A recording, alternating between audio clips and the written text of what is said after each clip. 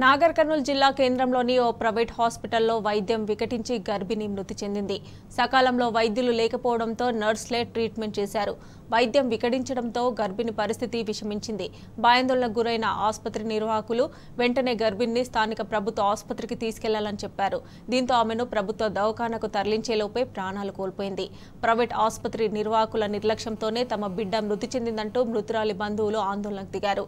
బాధ్యులపై కఠిన చర్యలు తీసుకోవాలని డిమాండ్ చేశారు.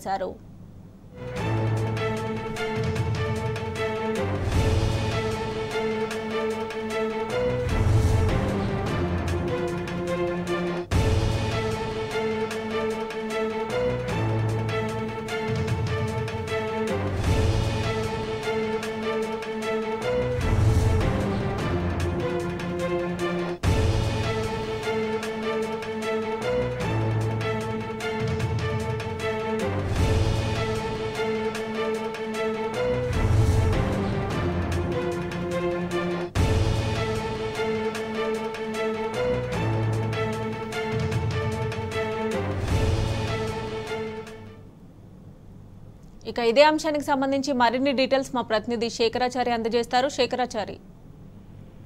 నాగర్ కర్నూల్ జిల్లా కేంద్రంలోని ప్రియాంక నర్సింగ్ హోమ్ అనే ఓ ప్రైవేట్ హాస్పిటల్లో వైద్యం వికటించి గర్భిణి మృతి చెందింది. దీంతో మృతురాలు బంధువులు ఆసుపత్రి ముందు ప్రధాన రహదారిపై బైఠాయించి ఆందోళన దిగారు. దీంతో గంట పాటు వాహనాల రాకపోకలకు అంతరాయం ఏర్పడింది.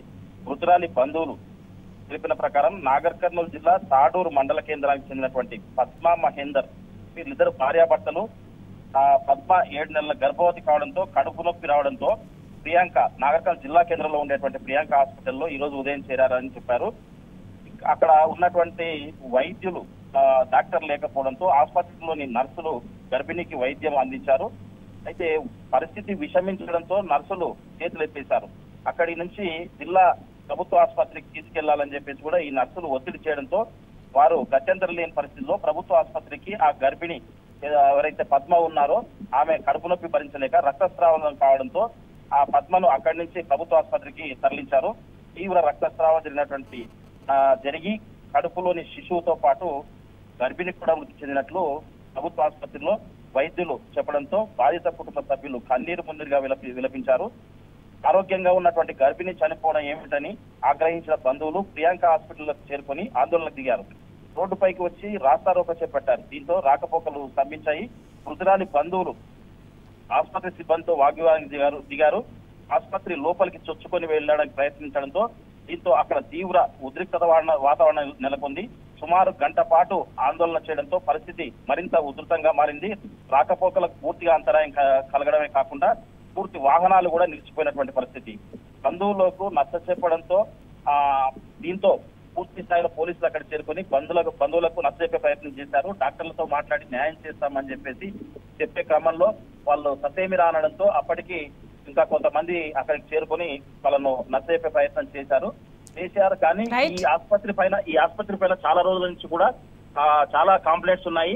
అయితే ఇప్పుడు ప్రస్తుతం ఈ ఇష్యూ జరిగిన తర్వాత వివిధ మాధ్యమాల్లో వాట్సాప్లలో ఇక్కడ ప్రజలు జర్నలిస్టులు చాలా మంది కూడా స్పందిస్తా ఉన్నారు. దీనిపై పూర్తి స్థాయిలో ఎవరు వెళ్ళినా అని వాళ్ళకు లెక్క చేయకుండా తర్వాత డబ్బుల కాడ కానివ్వండి, తర్వాత వైద్యం కాడ కానివ్వండి చాలా నిర్లక్ష్యంగా వ్యవహరిస్తారు.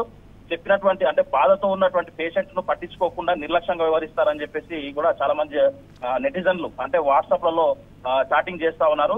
దీనికి సంబంధించి పూర్తి స్థాయిలో వైద్యాధికారులు కానివ్వండి, ఉన్నతాధికారులు కలెక్టర్ కూడా స్పందించాలని చెప్పేసి చాలా మంది కూడా పోస్ట్ చేస్తున్నటువంటి పరిస్థితి.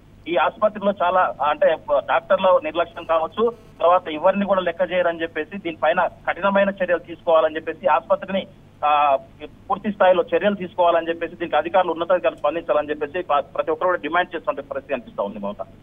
Right Shekharachari, thanks for updates.